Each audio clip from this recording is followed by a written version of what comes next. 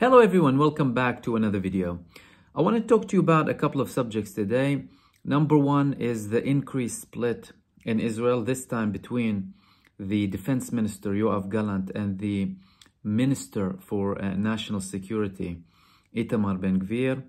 The other two things I want to talk to you about are important updates from Gaza and a very dangerous move from the IDF to Lebanon. I'll start off with Yoav Gallant. So Yoav Gallant, the defense minister, he said that they had to take out a whole division from Gaza. And according to him, instead of them killing terrorists in Gaza, they had to go and enforce order in Karm Abu Salim crossing. What happened in Karm Abu Salim? Well, many Israelis have been protesting for the past few weeks to prevent aid from going in to Gaza through Karm Abu Salim crossing, which is at the borders of between Israel and Gaza, and that is also closely linked with Egypt. Now, Itamar Ben-Gvir, who is the Minister of National Security, he's in charge of the police. He is not letting the police go and enforce order in that area. He wants to prevent aid from going in to Gaza. Gallant said, because the police is doing like a half job, we had to take out a whole brigade from Gaza. Yet another sign of the split, not only between the politicians, but between the security services in Israel. Itamar Ben-Gvir, on the other hand, the police should listen to him. However, he's saying that the IDF chief put pressure on the police chief in Israel to take action, take these people out. However, clearly they weren't listening. They had to send the Israeli army to enforce action. I spoke about a few days ago how a fight broke out and the military police in Israel had to intervene and imprison one of the soldiers who was siding with the protesters trying to ban aid from going into Gaza. So things are still in shambles. The split is increasing even more and more. That's number one. Number two, in Gaza, we've had a couple of activities from the resistance. Israel is obviously still targeting innocent civilians as usual. And the most significant thing we've had from the resistance is a group called Kitab al-Mujahideen, who's one of the smallest militant groups or resistance groups in Gaza, who launched missiles on Israel. We've had other attacks from Saray al-Quds, the armed wing of the PIJ, across multiple other locations in Gaza, including some sniper action too.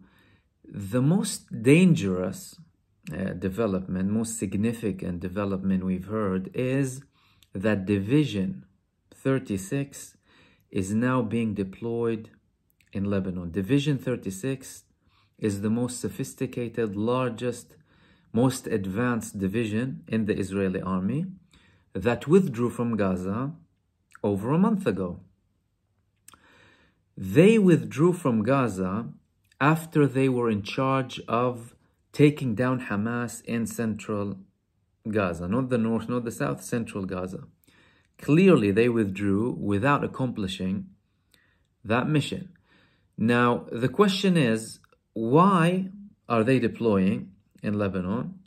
And will they be taking action? Now, some people are saying that they're there to somewhat intimidate or send messages to Lebanon. But if we want to take it from a factual basis, this division withdrew from Gaza without accomplishing the mission of taking down the Hamas in central Gaza. As a matter of fact, as with the whole of the IDF, all of its divisions and brigades, they failed to have any significant achievement against the Palestinian resistance in Gaza. Are they going to be successful in Lebanon? They were primarily deployed previously in the northern part of Israel. They participated in many wars previously. But the question is, if they failed with Gaza, that in accordance to Israel is the weakest point when it comes to the resistance movements in the region. How are they going to succeed with Lebanon? Another thing I want to talk to you about. Al-Qassam brigades, they declared that 10 further Israeli prisoners were killed and wounded in the past 3 days. Yet again, Israel is killing its own prisoners in Gaza. This just proves time after time how Israel couldn't care less about its prisoners in Gaza. Ever since this war began, we've had, from the first prisoner that was released on humanitarian basis from Hamas, Yocheved Lifshitz, without any return, without asking for anything, she said every step they were making with the resistance fighters, they were being attacked by the Israeli army.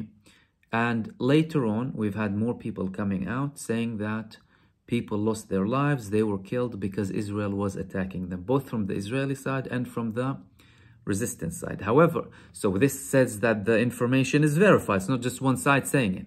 However, it's the people holding them who have the substantial information in terms of the Palestinian resistance. They want to keep them alive and safe as much as possible because they're the strongest cards in the hands of the Hamas and the Palestinian resistance. However, Israel, by doing that, we're talking about over 80 Israeli prisoners being killed by Israel since this genocide began. Please take a note of that. Over 80 Israeli prisoners in Gaza killed by Israel ever since this genocide began.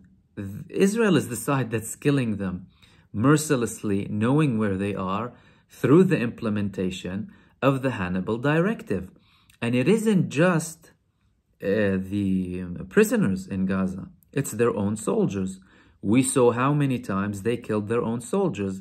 Many times when Hamas and the Palestinian resistance attacked tanks in Gaza, they recorded them, left there in flames. Rescue services trying to take them from the army, they couldn't. They bombed them multiple times or letting them burn. In other events, they killed them directly, like when they did with the soldiers who were next to the tank at one point. There was another 3 prisoners leaving Gaza who were soldiers. They killed them as well. They had some of their soldiers being run over Israeli tanks when they were in Gaza. And as a matter of fact, Israel confirmed that a 5th of its forces in Gaza were killed due to friendly fire. So you're talking about either a complete lack of competence when it comes to this, or deliberate killing. And it's most likely deliberate killing. We've had the act of them bombing a tunnel, a gas bomb, to kill one of the Hamas leaders, knowing that Israeli prisoners were there with them. And I spoke about the mother of one of the soldiers and how harshly she criticized Israel for doing that. So this just highlights again how the main problem we have here is not Gaza, not Hamas, is really this genocidal regime in Israel. And these were the main things that I wanted to talk to you about. As usual, join me every night at 10 GMT for a live stream where I'll be talking about more interesting recent developments and updates. Subscribers and members can participate in the conversation, share their thoughts and ask questions as well. And I'll see you soon in the next video. Take care.